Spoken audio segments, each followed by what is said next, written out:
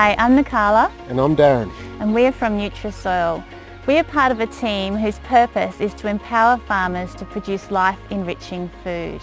Here at Nutrisoil, we produce a unique worm liquid which farmers use to coat their seed, in furrow and as a foliar application. This in turn increases the light capture of plants and the abundance and diversity of life in the soil. Food grown in this system has higher nutrient integrity, uses less fertiliser and has a less chemical load, which is healthy for humans and the earth.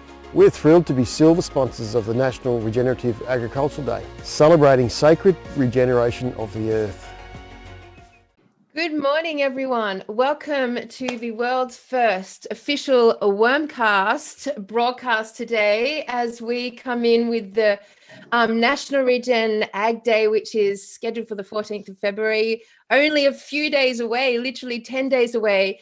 And we celebrate the work of regenerative agriculture across Australia and our wonderful farmers and foodies and social impact partners as we come together to bring regeneration to this country. So welcome to Regenerate, our podcast that talks to very amazing community leaders in the space and brilliant thinkers and innovators who are working with our land and our soils to improve our food chain and our environment and every little thing that's attached to that. So welcome to our WormCast.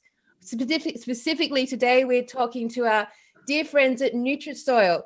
So welcome, everyone, and introduce yourself to our audience.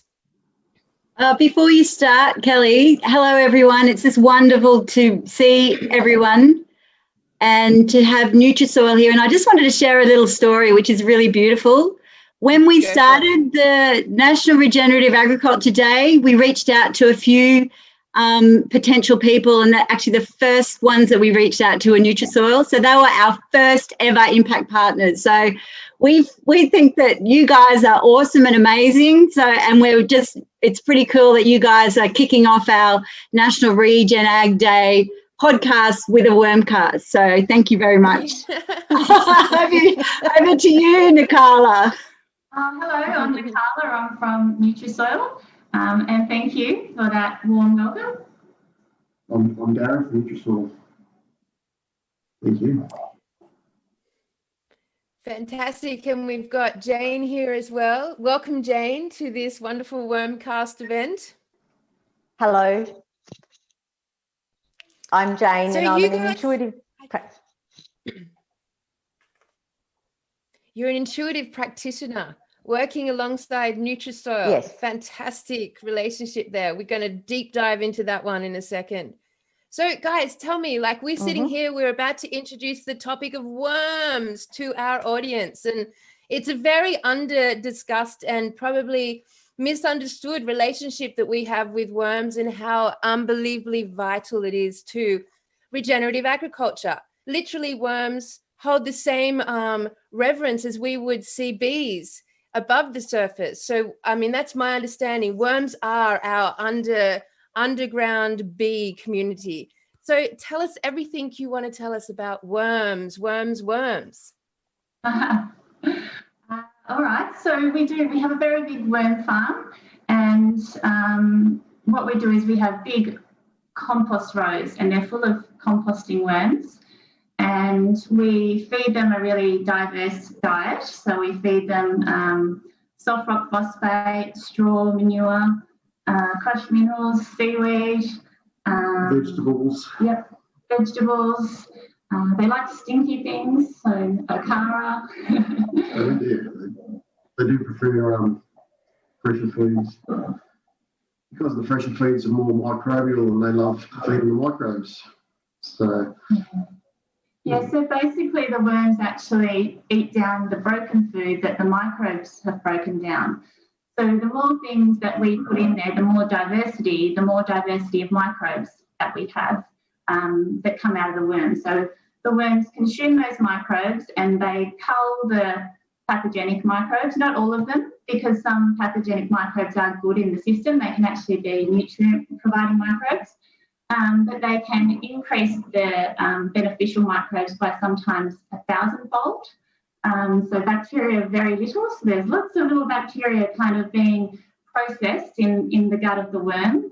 I think we can make compost teas and we can make brews and all that type of thing, but the gut of the worm is actually the best brewing place that you can harness, and that's basically what we do. We harness what comes out of the worm, and we use it as a seed dressing. It can be used in furrow when you're planting, and also as a foliar application on plants.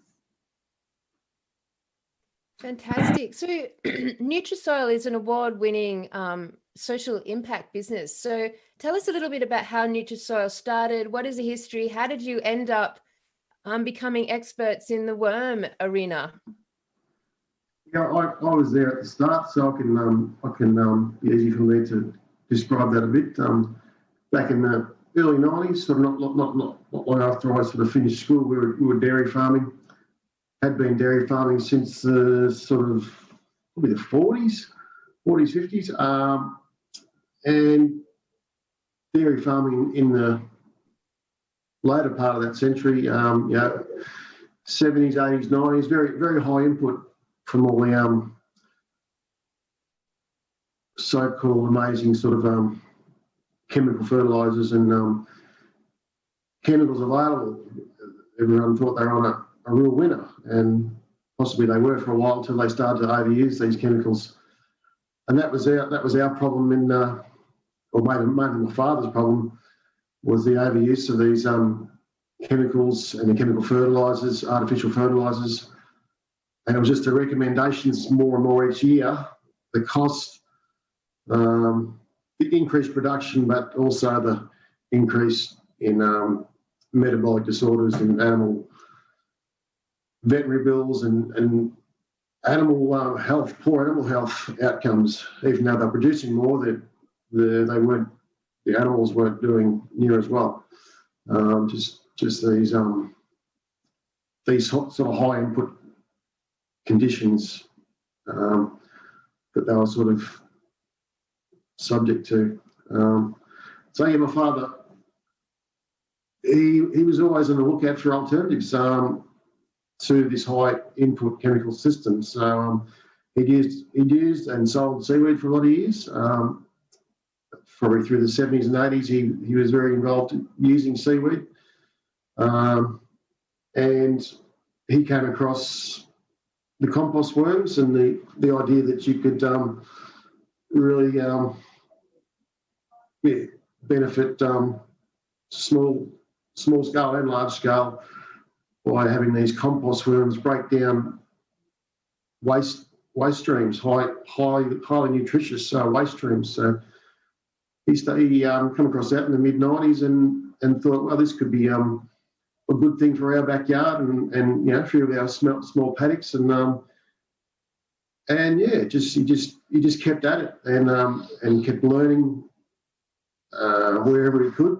There wasn't a lot of information available, but he just kept learning and experimenting with how to grow and how to successfully grow and keep these worms alive. He certainly killed a lot initially, but that's just accidental, just but yeah, he learned to sort of find the right balances and it was just started experiencing really a real turnaround with the dairy cattle, with the beef cattle, with all the livestock by reducing significantly that chemical input and bringing in that sort of biological input. So that really balanced things up, really turned things around, really improved the pastures and the soils, and that was a huge win. And so he just slowly started to branch out, and as people asked more and more questions, he sort of decided maybe I could sell people some worms, and sort of he started doing that, and or maybe I could help them set up their own little worm systems, which he did a lot of that, particularly dairy farms and that, because they got a lot of waste on hand. But they just generally they didn't do so well because it takes a lot to keep the worms going. You can't just set and forget. Like you can't just, like beef cattle, put them out there and come and watch them every month or two. You need to watch them closely daily and making sure that it's very intensive operation. So a lot, generally, most of the people that try to set up their own systems were sort of kind of failing, and then they would get disappointed and kind of stop. But Dad sort of kept on with it, and now we sort of supply the liquid and the solid part of the vermicultural systems, just around the country, around Australia. That's Your father innovated Nutrisoil. Absolutely, yeah. Fantastic. Yeah. Came up with a name, and he might have had a few other names initially, but eventually stuck with sort of Nutrisoil, and so. I mean, I think it's an ancient source that we have. Nature really did create the worm, but what Graham did is he worked out how to create the right conditions for them, how to make the worm liquid higher in nutrients, higher in microbes, and all of the non-nutrient factors that come from those diversity of microbes. And then also, how to collect it. It's a very unique system. It's like this recycling system. There's a number of different ways you can use a worm product. Like you can have an extract where you bubble water and stir water around a bag of compost, or even compost, worm castings and compost in a vat. That's different. It's not as concentrated as Nutrisoil. Nutrisoil has windrows that have a misting system over it. So, and it's all plumbed around the property. So it's misting and it's dripping through the bottoms of the systems, and it's moving around the property. So there's energy in that worm liquid all the time. And I think a really good worm system, it doesn't actually, because castings hold water so tightly, because it's like humus, you don't have much moisture come. So it's just that little drip all the way through. And you're collecting all of the mucus that the worm makes, you're collecting all of the microbes that come out of the back of the worm, and you're also collecting the nutrient that's washed through. So it's called a vermi-wash. Like when you look at all of the studies, it's actually called a vermi-wash, but it's not water going through quickly. It's a drip. So it takes a long time to make. So we've got a lot of systems going. And when it rains, we have to recycle that. We recycle it probably 3 times, just so that we do get that concentrated drip of the worm liquid. And we also have Ash Martin from Microbe Labs. He helps us with our quality control, just to make sure that the liquid has the highest microbial quality it can have and has the highest nutrient quality that it can have. But interestingly, we as humans talk about nutrient and microbes, but it's all of the chemical compounds that the microbes make that is the real key to a worm liquid. And that's hard for us to get our heads around. Amazing. So you make all of your all of the Nutrisoil product in-house, like on your property at Nutrisoil? Is that where it all comes from? Yes. Yep. Correct. So describe to our audience what that looks like. So what does it look like, Nutrisoil, physically? Yeah, a picture would be good, but just imagine long windrows. They're worm beds, but they're long windrows. They're probably about generally about 3 metres in width and about 50 metres in length. So imagine about 20 of them. Not really. Well, It's a diagram. No, that's good. Yeah. Not very. all the green lines are our worm beds, or some of our worm beds. We're in this shed here somewhere. We're probably in this room here somewhere. So we've got worm beds all around us, and we've got 150 acres here. So we've got sheep and cattle, and particularly the sheep, sort of they're part of the system as well. They'll come in and graze around these worm beds, and they'll graze on top of the worm beds. They'll sort of poop and wee on there as well.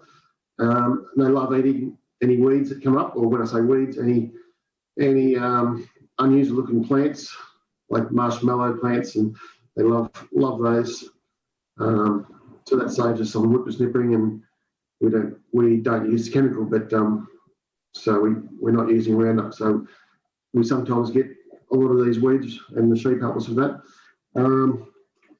So that those beds, and they just drain into tanks, and we've got the whole place plumbed up, so everything sort of automatically pumps from the catchment tanks into holding tanks or recycling tanks, where we can recycle the worm liquid back through all the worm beds, and after that it goes into a bottling plant where we can then take sort of batch samples, we can test, and we can and then bottle, and then freight out, sell and freight out Australia-wide. Yeah.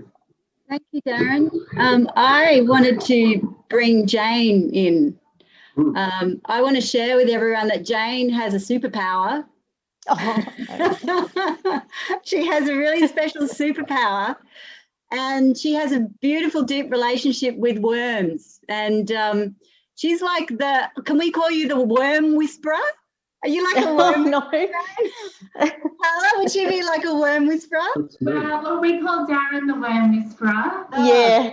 Okay. I think Jane would have like an energy type of name, but we were saying just earlier, Jane, about, wiggling your nose like on Bewitched. So, Jane, I wanted to bring you in because Nikala just spoke so about humus and the importance of humus, and there may be the interaction of how the worms and energy and the creation of that humus, how important it is. Could you share some of your wisdom on that? Yes. Well, I didn't actually know. My journey started with communicating with animals. I won't go into all of that because it's a bit long-winded, but I did have a company, and that's how I sort of got to know what it is that I can do. And until I started working with Nutrisoil, I didn't actually know that I could communicate with worms. I probably more communicate with the caretakers of the worms, and somehow it's through the connection. I'm able to. So what we do is we ask questions to understand what it is that we can do to provide more accurately what it is that worms are needing, so that they can do their job better. And it is about rebuilding our soils. What is it that we need to work with to be able to rebuild our soils? I look at it first as repairing. So the first thing we need to do is repair. And my understanding, and what I have been guided to understand, is to repair, we need to understand the energy cycle. I feel silly when I do this, but when I touch on it, I can feel it. Hang on a minute. This is why I don't want to go live. I'm not sad. I just feel connected. And it is about feeding microbes, worms. There's this whole network system that we just don't understand. And I don't understand it either. I just have a connection with it. And my role with Nutrisoil is to help the people, that the team at Nutrisoil, to understand that connection. And that's what we're doing together. So Darren is amazing at what he does. And, you know, we just ask questions. I'm able to, I'm a bit like a pendulum, I guess. I can get yes, no answers. I don't work with a pendulum. I just, it's even hard to put it into words, but I just connect, and through that information comes, or individuals maybe needing to understand something, so that I believe that we're all conduits of bringing through energy, but we're all blocked until we can let go of maybe it's old wounds, old hurts, generational stuff, and it's clearing that off so that we can just get into our hearts and just be one. And we need to be one with nature, but we're not. We're separated. We're in our heads because that's what society has taught us. And that's what we follow. That's what we know. But there's this whole other world. And it's to regenerate, I believe we need to get deep, and we need to get to this level. And together, everybody connecting, the science world, everything. There's so much information out there, but we need to, I say it as we're all pieces of a puzzle, and we need to bring all those pieces of that puzzle together to actually bring forth the picture of what truly is nature. And I don't believe we need to be working with artificial substances. I believe we can do this with what nature has to offer. I can't prove that, but I know. And that's what I'm all about. So I don't know how else to say anything. That was beautiful, beautiful. The theme of NRAD this year, because Helen, Mike, and I absolutely agree with you, and we're totally aligned with that message. And our theme this year is sacred regeneration, and we're looking at bringing in the heart connection into the regenerative audience, and that spiritual connection. And truly, we're on the cusp of a great rise in humanity right now, where we're moving back to that sacred connection to the earth, to nature, to the truth in that, to the truth in nature, and that good, godly, energetic of light and unification. And what you've just spoken about, Jane, is so beautifully perfect for our theme this year of sacred regeneration. And it's quite rare for us to actually start engaging these dialogues. They're new in our field. They're new concepts, new languages, new words. And so it's a real pleasure to begin this podcast with entwining such two very important topics as we start to explore how the two come together to start this, I would even say, a renaissance of human regeneration across our plane. So wonderful. So Jane, how did you and Nutrisoil first meet? And you've obviously done some beautiful, powerful work together, and your relationship with the staff at Nutrisoil, and how that impacted the story with the worms. Well, it was Rochelle that called me, and the reason that she called was because I work with Diane Haggerty, and it's an area that we haven't really been able to explain, and we've probably kept it a little bit under wraps. Going back 20 years ago, people weren't ready for this information. The last 5 years, even the last 2 years, the world's waking up, and people are starting to look at that there's got to be a better way. So, and I guess I've kept myself under wraps. I've had to learn how to be in a group environment, and they're all things that, and I've had to learn how to shut myself off at times so I don't pick up on things. So it's been a real journey for me. But Diane Haggerty, as the world knows that name, or those names, they work with Nutrisoil, and I think it was actually Di that said to Rochelle, you need to speak to Jane. So that's how it all started. And I've never been there. We work remotely. I'm here in South Australia, they're there, and we just started talking, and we just went with what came up. And the relationship has evolved to where it is from that. Jane, Can you give us any... Go on, Helen. Yeah, no, I was about to say that very thing. And maybe, Nicola, there are some people that don't know who the Haggertys are. So maybe you could share a little bit of their story. And also we're actually going to be interviewing them live on the 14th in the morning. So it'd be really actually Saturday afternoon, isn't it, that we're interviewing. But Nicola, if you could give us a little bit of a story around the Haggertys and the amazing work that you guys have been doing together. Yeah, so Di and Ian, they farm about 40,000 hectares in the wheat belt of WA, and they have been a very important voice in regenerative agriculture. They know how to work in a very arid environment, very low rainfall, very sandy soils, and they know that this synthetic system just would not work there. They tried it and it just crashed out for them, and they knew that there was another way. They'll certainly talk a lot more about their story next week, but how we work with them is that I believe that Jane said, you need worms. And Di said, well, where am I going to get worms in sandy soil in WA?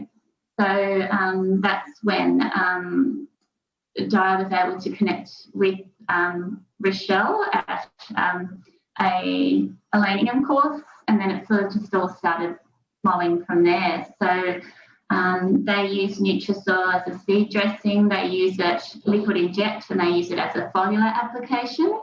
On their cereals, they also they make their own compost extract, and native grasses over summer, and animals. They're all very important parts of their system, but as is energy, intent, and making decisions from the heart. So putting all of that together, they have a very unique system which is low input, profitable, and produces extremely healthy food with no chemical residue whatsoever.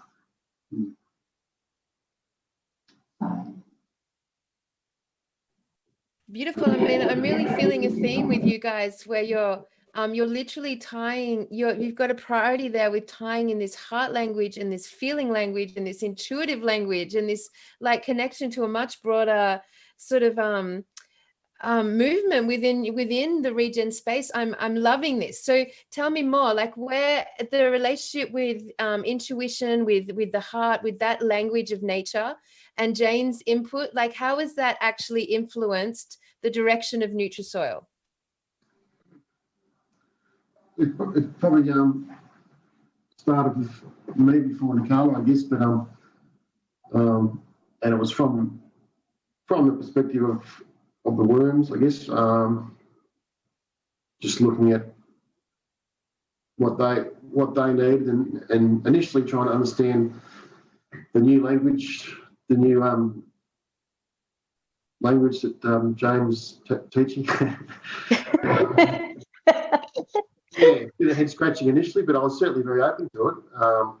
I can't say that I fully understand it now either, but it's just I've had some really positive results from it in the way I approach the worms now, and also personal development stuff with myself. Just getting rid of some blocks that also allowed me to really look and approach the work and the worms differently as well. So it's been a massive few years working through a lot of that stuff. And you can go into a lot of detail, but it's just it's human stuff, and everyone's got human stuff, good and not so good, and stuff that benefits you and stuff that sort of holds you back. So it's just it's been an awesome few years, sort of freeing up my own sort of mindsets and blocks to really focus and understand and connect more with animals in general, and particularly the compost worms, and also a deeper connection with animals in general, as I just mentioned. yeah, that's basic. Some basic information about that, but I mean, the reality is, oh, sorry, go on, Nicola. I thought I might give my perspective of what I saw with Darren, with Jane working with Darren. Is, the personal development stuff kind of has to happen first for us to really connect to energy, because as humans, we live in boxes. We don't quite know how to go outside of our comfort zone of things that we don't understand. I mean, in a worm liquid, there's 15,000 sequences of microbes. We have no idea what they are. You know, like we know the tiniest amount. And for us to say that we know how everything works, it's not possible for us to know how everything works. So we need to be able to be okay with that, and not know everything all the time, but harness nature so that it can do its job. But to do that, we have to work on ourselves. And I, as Darren's wife, saw Darren he relaxed, he opened up, there was definite walls there that Jane was able to, break them down just through energy conversations. And, we got involved in some crystals and things like that. And, people might think we're really, strange doing that, but the joy that it brought us and the expansion of what's possible that working in that space brought us, it's something that I would encourage anyone to put down their barriers and to experience that joy. I think... the questions. The question thing. Well, the questions that we're able to drill down into with Jane, like we never knew what we were trying to achieve, but through the questions and the conversations, the path sort of became clear, I suppose, and then the blocks became clear, and we're able to. It's probably common psychology, but we're able to sort of trace back some of these blocks, and some of them were sort of major blocks, but they were initially just minute sort of issues that might have happened 30 years ago or something, and that have just had hampered you ever since, and had caused all sorts of issues as blocks. Yeah. So it was just the question. You would have found the same with the questioning with Jane, and then never knowing exactly where we're headed, but once we found the path, it was very enlightening. It was very it was quite incredible. Yeah, and I think you'll hear Charles Massey say it all the time. It's about the real estate in your head. It's your mindset first. And once you can release yourself from what you think you know, then you can actually start to look at regenerative agriculture with a lot more of a broader mind. You can take on more. You can challenge everything. You can go, well, is that really how it is? Is that really the truth? And I can sit here in my office and feel a deep connection to the worms. And I think Jane really helped us with the understanding that worms in Nutrisoil needed to be put on a pedestal. You can be in your office typing away, doing all of your Excel spreadsheets and your budget and everything, but none of that matters if we don't harness those worms and love those worms and make sure that they are in an absolute wonderland. And that's what we're always trying to do. How are those worms today? And that just makes a really unique product and a unique team and a unique passion that we can share with the world. And we have to be brave sometimes, but it's something that we really enjoy doing. I'm just resonating with this so much. I think, you know, the words of taking a leap of faith, you know, it's a big leap of faith. It's a scary, it's like, it feels like a whole paradigm shift. And the leap of faith, you're right, it starts between your ears. You know, that leap of faith, it starts with that. You know, it's really amazing. Yesterday, we've got a chook pen. We've got 8 chooks. And anyway, it's a chook tractor, and we've been so busy, we hadn't moved it for nearly 12 months. And we haven't changed the hay. And I took the kids down yesterday and I showed them the chook house and the poo everywhere.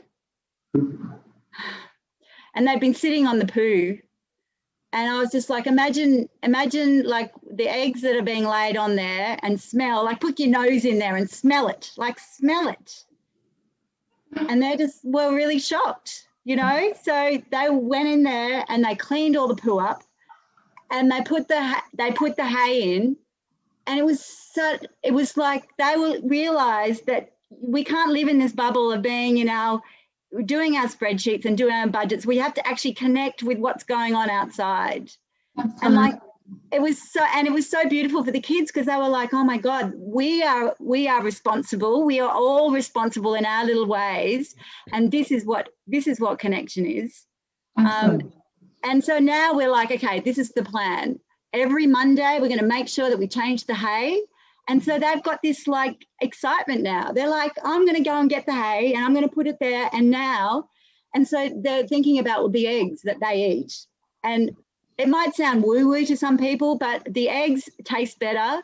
They're going to have all of that beautiful energy in there to make our bodies the best that it can be. So it was such a beautiful thing that we did yesterday. And those are the little things that make a difference. You know, and Jane, I just wanted for you to share with everyone, you know, that journey, the transition that happens in that sort of conventional, how you are able to get people. Like how do you do that magic that you do to change? I don't know what it is. Oh, wiggle, wiggle. I don't know. It's a feeling. So I don't advertise. People find me. I don't have Facebook. And when they find me, we connect. And from there, it's just a journey. There is no journey that's the same. The journey for each individual is different. And I don't know, it just comes to me and I pick up on something. And what I pick up on starts the journey and we just work together. There's so many things that I could talk about, but we'd be here all day. And maybe down the track, you'll interview some of my other clients. The main thing is my journey started with animals, and I was guided to understand that the animals, we have to get them metabolically correct. The animals they are the healers of the earth. They know what the earth needs, but the animals, sadly, as Darren was talking about with the dairy cows, most of the animals are sick. They're not metabolically healthy. So our first part of it, anyone that's working with animals, is to get the animals working properly so that they then can start making compost, because that's what they do. That's their purpose. That's where my journey started. I used to work with a vitamin mineral system called a nutriculture. That's animal nutrient culture. I worked with farmers all over Australia, and this is before I understood the energy work. I was probably working with energy then. I just didn't understand it like I understand now. And so we would offer this a feed bank, they were feed value indicators, a range of products, and the animals would pick and choose from those products. my dad started it, so we started the business together, but he somehow got the concept. And it was through me watching and working with these animals that I would see that they would take certain products in different ways. And from that, the farmers would report the intakes back to head office, which was called Hingy Rural. And from that, we would go back and say, this is what you need to custom blend the products. Now, the whole process of that was vitamin minerals, but everything that the animals told me is that they were lacking energy. And I would go, what is energy? Oh my God, what is this? So I played around until I got to the point where, okay, I get it. I don't understand it, but I get it. And in 2006, I closed that business because I knew it wasn't about vitamin minerals anymore. And I then started my journey to figure out what it was that I needed to do to find another way to be able to bring energy into the system. And basically that's been my journey with the Haggertys. They started with the vitamin mineral supplements, and then together we've been on a journey of discovery to understand what it is we understand today, which we've called natural intelligent farming. I hope that helps. Natural intelligent farming. I love that title. I've never heard anyone say that. Natural intelligent farming. Beautiful. Natural intelligence. Yeah, natural intelligence farming. Beautiful. That's so in alignment with sacred regeneration. I love all these new words coming. First podcast of 2021. Perfect. So, Miss McCosker, you're going to have to confess your big crystal collection right now. And Mike also has a massive crystal collection, and as do I. And every farmer we are working with would have to confess a massive crystal collection. Yeah. Right now, you're sitting under a massive Merkaba, Miss McCosker. I'm really embarrassed, but I'm not. Because I think this is actually about us being really authentic in our conversations. Like, I mean, how can we possibly, a lot of people, I think there are actually a lot of closet farmers that have crystals. Yeah. So Absolutely. I think that, this is the thing about having conversations that matter.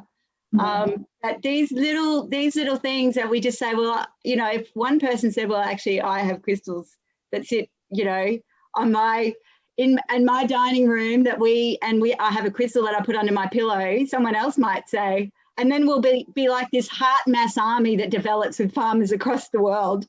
Come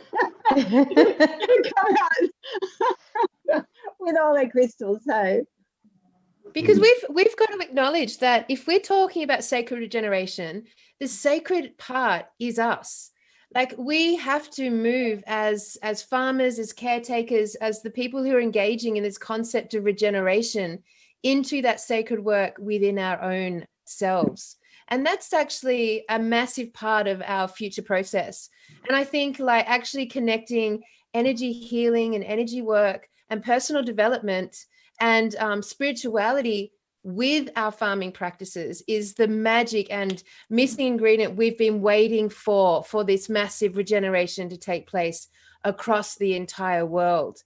So I know myself, I've done huge amount of personal development and huge amount of dealing with ancestral traumas and everything that's come with that. And I know you have, Miss McCosker, and that's been a big part of our fundamental journey with actually the National Regenerative Agriculture Day and Carbonate. And all the things we've done has had a very strong foundation in our own personal spiritual developments. So it's really amazing to have this dialogue with you guys. I'm touched. You are the first ones to actually brace these topics with us. So beautiful. Like, the whole heart connection with Nutrisoil and energy in the worms is just resonating so powerfully right now. Jane, can I ask you, one of the things that we've been doing in the last little while is, that connecting to our ancestral energy, so the elder energy, the ancestral wisdom. And I just wanted to ask you where that fits in with the work that we do on the land as a farmer. Respect. Respect for the wisdom that's there, and connecting. and then honouring, and then togetherness. And then from that is oneness. That's all that comes through. Beautiful. Mhm. Yeah, we certainly did the ancestral work with Jane, and that started, you know, when you're working with the person before they can start to expand into working with energy and nature. But I think some of the blockages that we have, I mean, I'll share mine. I'm a Christian and I believe in Jesus Christ. And for me to work with crystals and energy, it was very challenging. I thought I was disrespecting my faith. And then Jane helped me realise that whoever you believe God is, and we all have our different beliefs, but we know that there is a creator, and that creator created crystals, created energy, created nature. Everything vibrates, you know, atoms in science, everything vibrates. We know that it's there, but we find it just so embarrassing to have those conversations. So I think, you know, being able to do this WormCast, maybe these conversations will be had more at events. I'm going to the big hotel event on Friday. Maybe the farmers there might have a chat to me about it. Can I just say, it's only our head that is stopping us from being our truth. Absolutely. Because it's what we've learned. It's the conditioning and the judgment, whereas our hearts are unconditional, and it's getting out of our heads and getting into our hearts so that we can let go of the judgments and conditions. It's not easy. It's not easy, but that's basically where we need to get to, is we need to get to where we're unconditional, and then we can be one. I think a blockage that we were talking about earlier, Jane, was money. Sometimes money seems to be what we're in business for, and that's just how our economy and society is set up. And to somehow respect money in a different way, I think those conversations need to be had, and to return that money back to the land. And like Jane said, not hoard it, not use it for luxuries. Take what you need, give what you can. I think the thing with money and that leap of faith that farmers are asked to take or feel like, I think money is a really big blockage, you know, to change. Particularly when there's so much debt, farmers have so much debt. Yeah. And it's really, really hard to take a leap of faith when, you know, you're really concerned about that big debt load. Mm-hmm. And I think that trust that you need to moving forward is a big one, because the stakes are high. Yeah. You know, the stakes are really high. You know, we know that personally, having gone through this drought, and a lot of farmers have suffered. Everyone suffered from the drought. You know, animals have suffered, our landscape suffered. And that leap of faith, actually, when you see the transition and how quickly Earth can regenerate, it all feels magical now. You know, once you take the leap of faith, you see a different lens. Yeah. You know, everything changes, and that's this blockage that we talk about. You know, really, what's going on in our head, if we can just take that leap of faith and trust, and it's a big thing to do, then our lens changes, and what we bring, what comes through and what is brought to the land through nature transforms everything. So I know it sounds very esoteric, but that's our story. Mm-hmm. You know, that's our story, that in taking that leap of faith, going from a very conventional mindset of you know, chemical usage and the fear of, well, if I don't use chemicals, then, you know, we're not going to get the yields, and we're going to get so many weeds, and, you know, and also it's not roses and sunshine. You know, that 3 years of transition is a tough road, but for us, I think it's like holding the line, being really clear that we've taken the leap of faith and we're going to go with it, and we trust nature. We trust what we're hearing. And this morning I came home from the bus and there were all these cockatoos standing like they were sitting in the trees, and I felt like this deep gratitude for the work we were doing. And I was just like in awe. I'm just like, oh, deep gratitude back to you guys, my gosh. And that is what opens us to, like, once we take that leap of faith, we don't know what we're doing, but just hold the line and hold that gratitude and hold that faith, because that's what gets us through. Absolutely.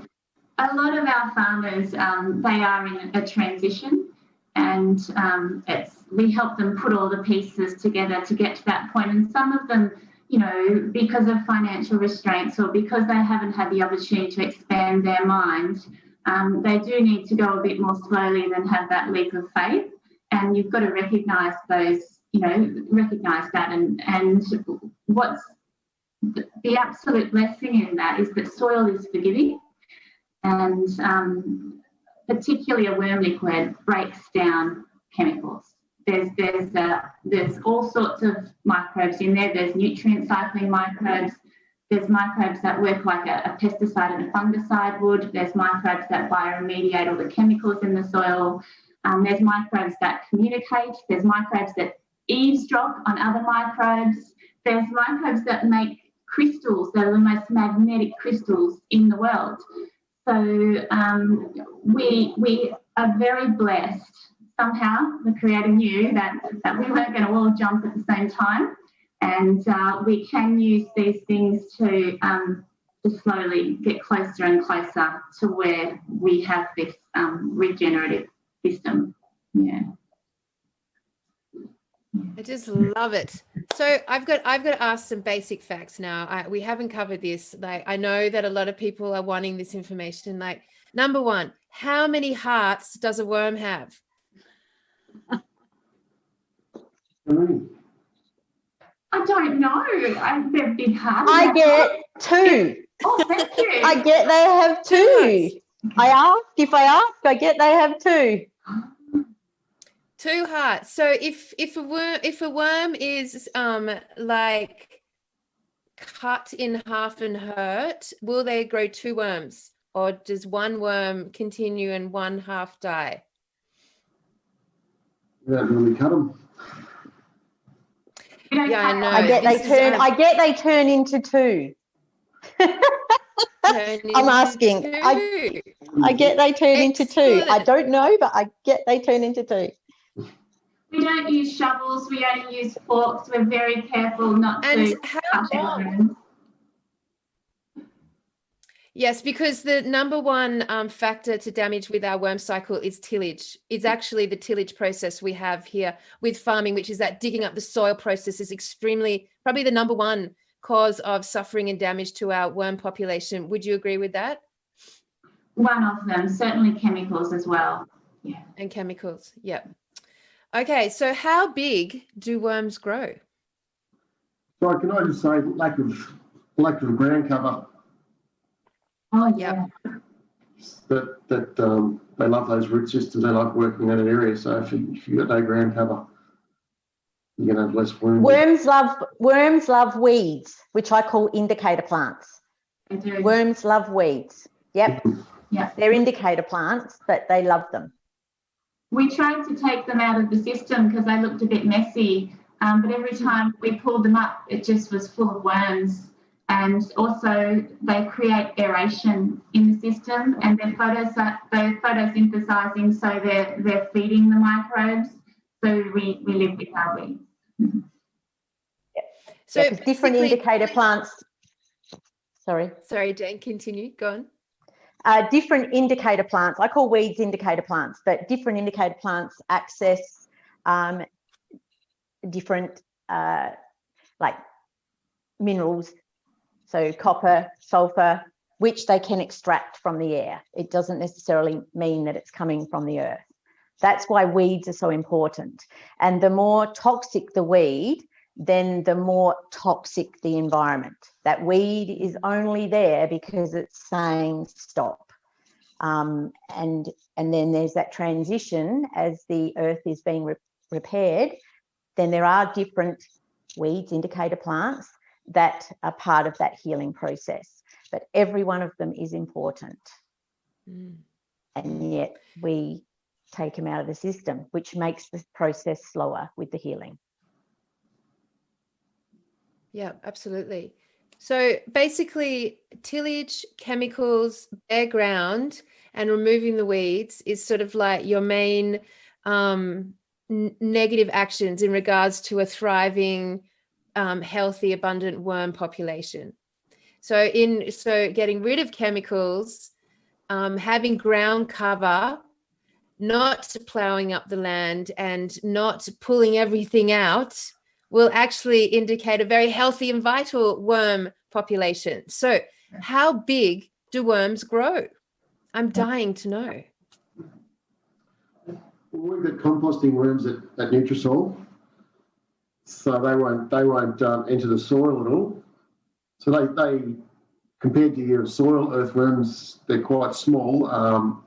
I suppose they can get up to 2 inches, but not like some of the earthworms that burrow in can be extremely long.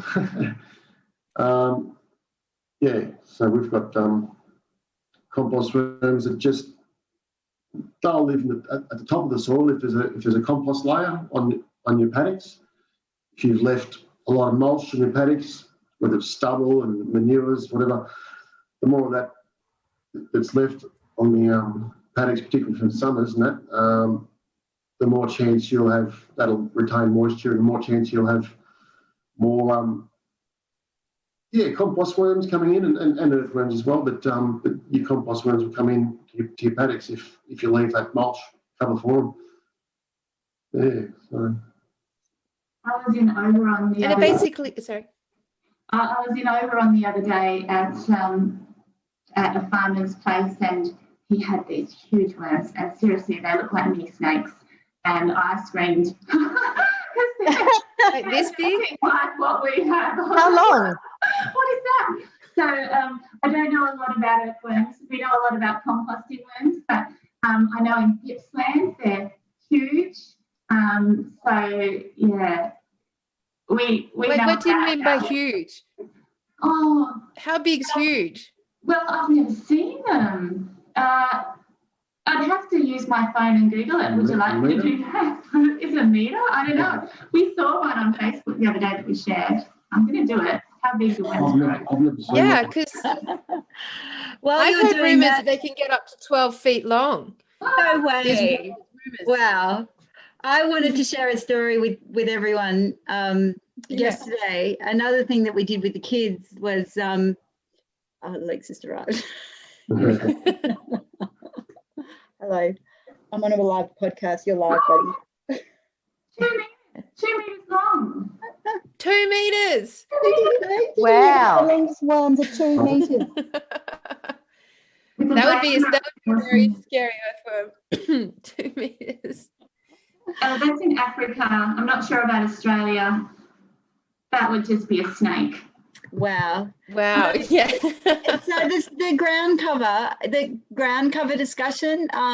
Yesterday I went outside at midday, and I stood. If you can just do this little exercise yourself, like take your kids outside in the middle of the day, and stand on beautiful green grass with your feet for as long as you can, and then stand on some bare soil for as long as you can. And just close your eyes and feel what it feels. So if you've got worms under there, like how can they possibly survive under a hot dirt soil with no ground cover? Yeah. And not only that, if you go and stand on a concrete cement, and you think about the sun beating down and taking up all of that, basically, so what happens is it creates a pan, the soil hardens. So when it rains, it's just washing off. the soils, the worms die. There's nothing, you know, for the water infiltration. There's no water infiltration. So the key is about ground cover, isn't it? Is that right? For the worms, and it's like this. It's a self-fulfilling prophecy that once you get the ground cover and you get the worms going, it just gets better and better. Yeah, and I would say animals as well, because you need that manure, that compost. We're feeding that to our worms, and the sheep go over our worm systems as well to bring energy and manure in. But yeah, you need that compost and that litter coming back for the worms to take down and do their job. And then you need animals that are not being fed chemicals, so that the manure is natural. So it can go on and on and on. We've just had a question come through. Can I just answer the question? So if you're a gardener in the city, and how do you keep worms healthy and happy? How do you even start getting the worms in your garden?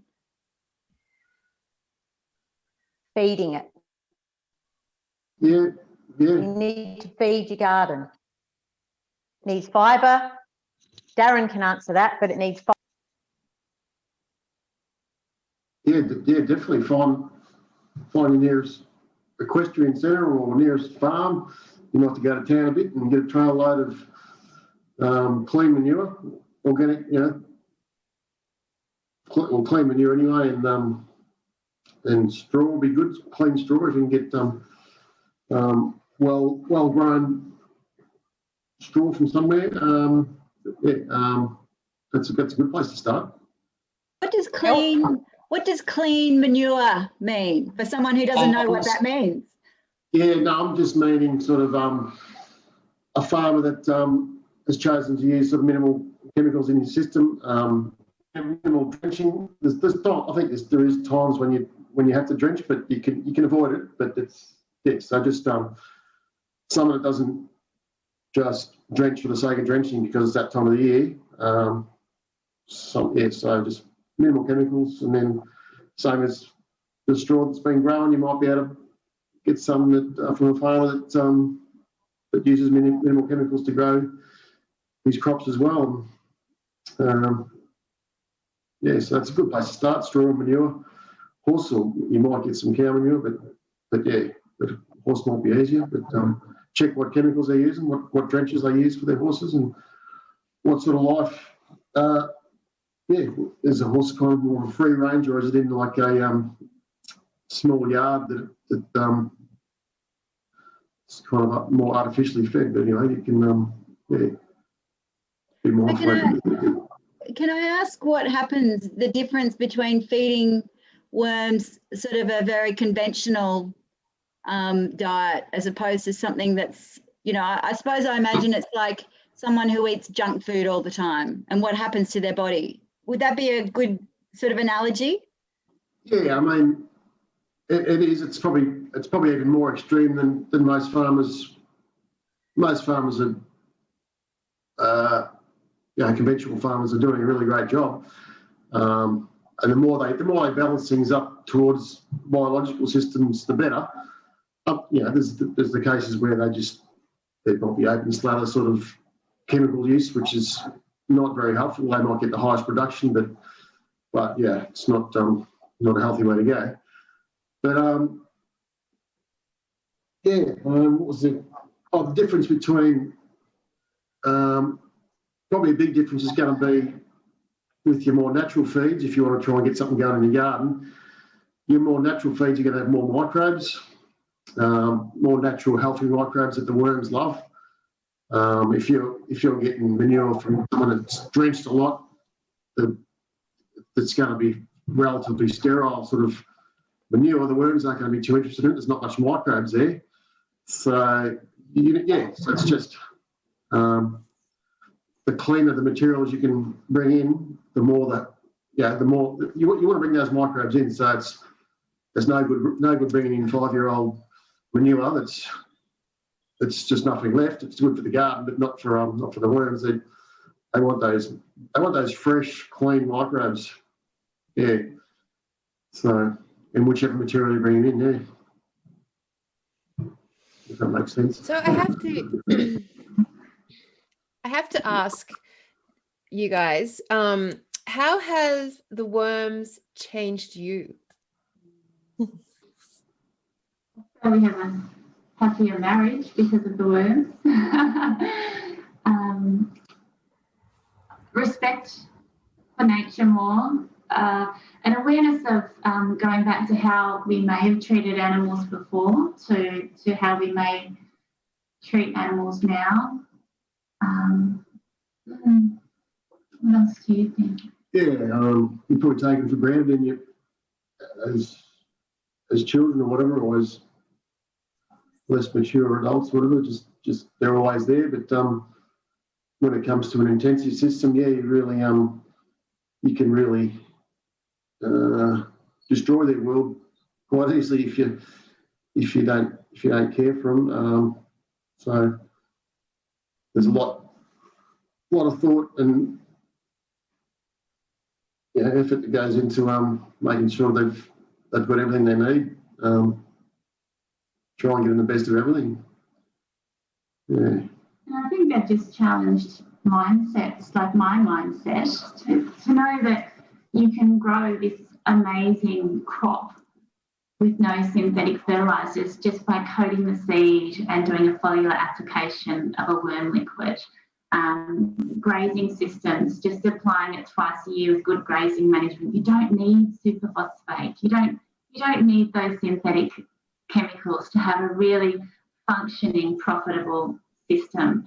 And we don't know that until we see it. So that's why we're sort of always out there trying to share people's stories about, we can do this.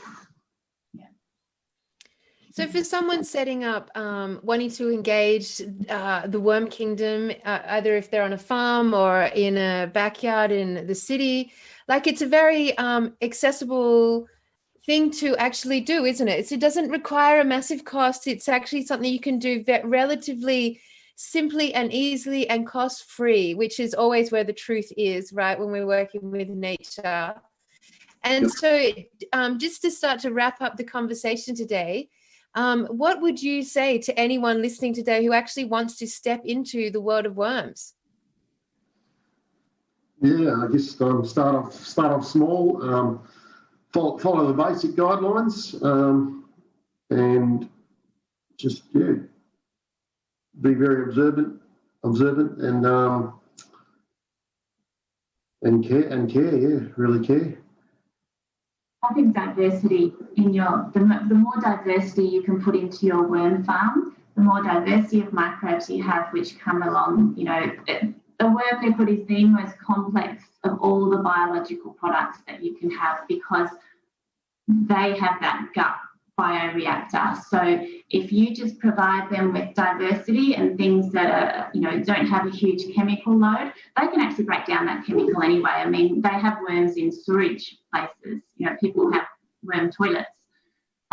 That's one of their roles is to break that down. But like I said, create a wonderland for them. Make it just so amazing to be there.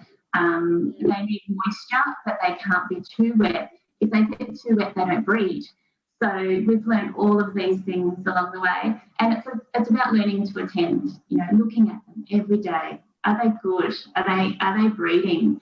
Are they prolific? Why not? Beautiful. Ooh, I'm so excited. Man, this has been an amazing podcast. So we're going to wrap it up here because I know we all have to go and do some of our stuff. But Jane, I did want to ask you one final question. If you could take us out today with a message from the worms to the world and with a worm last message for our audience and the world, I'd love to hear from your version of the worms.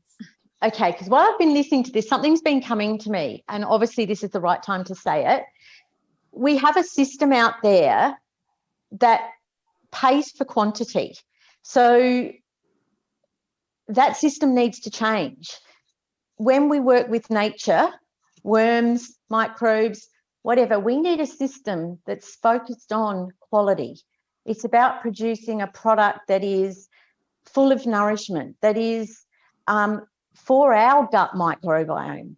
It's for the soil, the plants, the animals, and the humans. And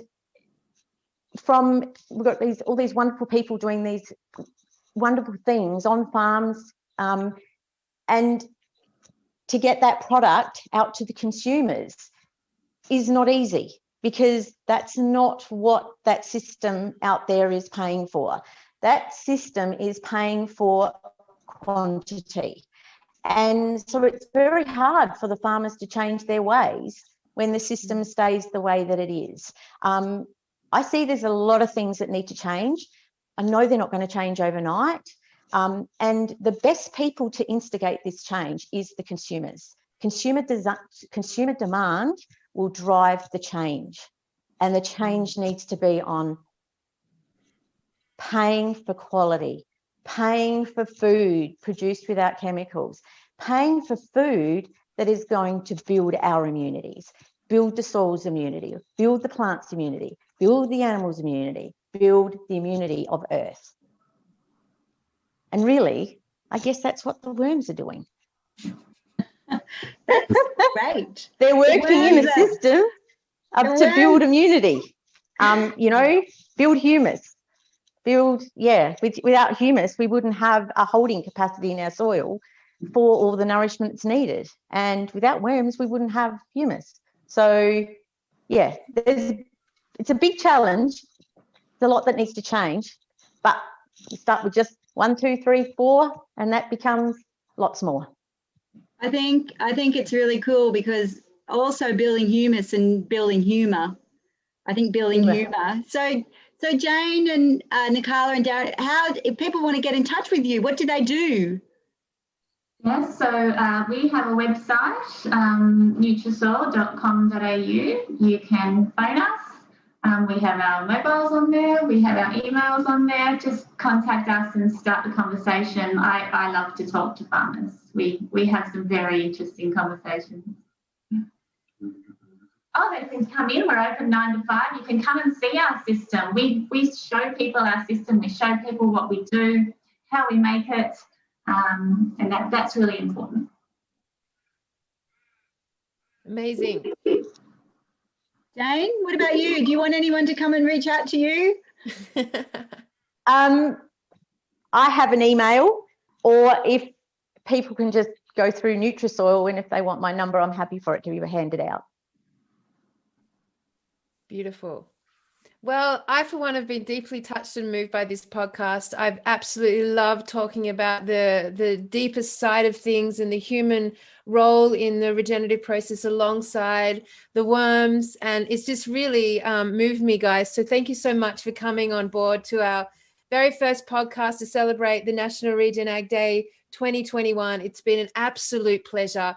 And I, for one, cannot wait to continue working with Nutrisoil in this amazing world that everyone's building together. I can just feel the unity creeping in upon us. And I think by this time next year, we're going to be looking at a very different state of our planet. So thank you so much. It has been an absolute pleasure. Thanks, Kelly. Thanks, Helen. Bye, Jane. Bye. Thank you, everybody. Thank you. Bye-bye.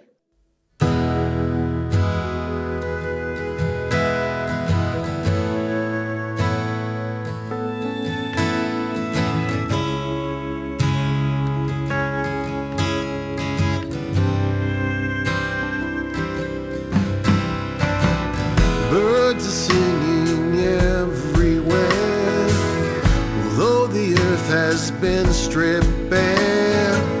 Music fills the balmy air, we're feeling peachy today. Heat waves chilled for now at last. Fire settled, no more grass. Wingless creatures left past, not feeling peachy today. Peachy today. What are we feeling?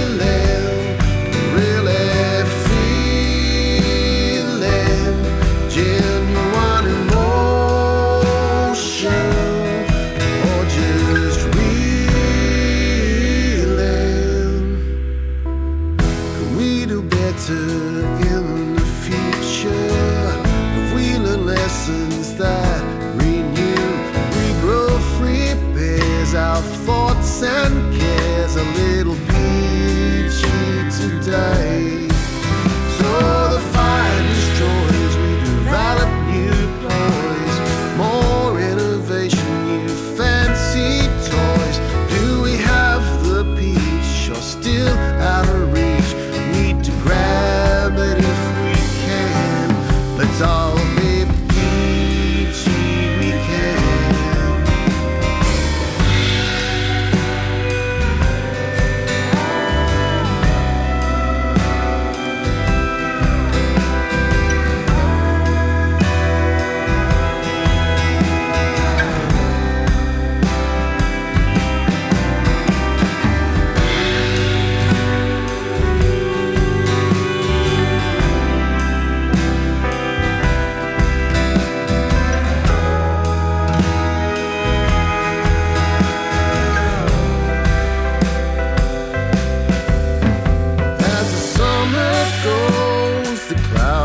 There's a sea of green, and no more burn builds us up again to restart the land. Let our warm hearts melt for our fallen friends. Feeling, really feeling genuine emotion, or just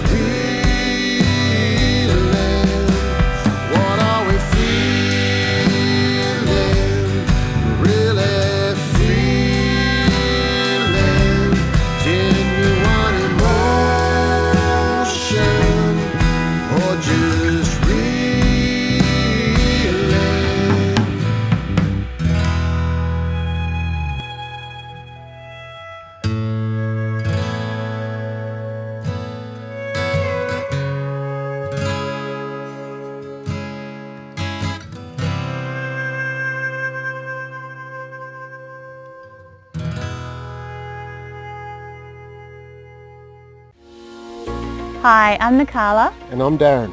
and we are from Nutrisoil. We are part of a team whose purpose is to empower farmers to produce life-enriching food. Here at Nutrisoil, we produce a unique worm liquid which farmers use to coat their seed, in furrow and as a foliar application. This in turn increases the light capture of plants and the abundance and diversity of life in the soil. Food grown in this system has higher nutrient integrity, uses less fertiliser and has a less chemical load, which is healthy for humans and the earth. We're thrilled to be silver sponsors of the National Regenerative Agricultural Day, celebrating sacred regeneration of the earth.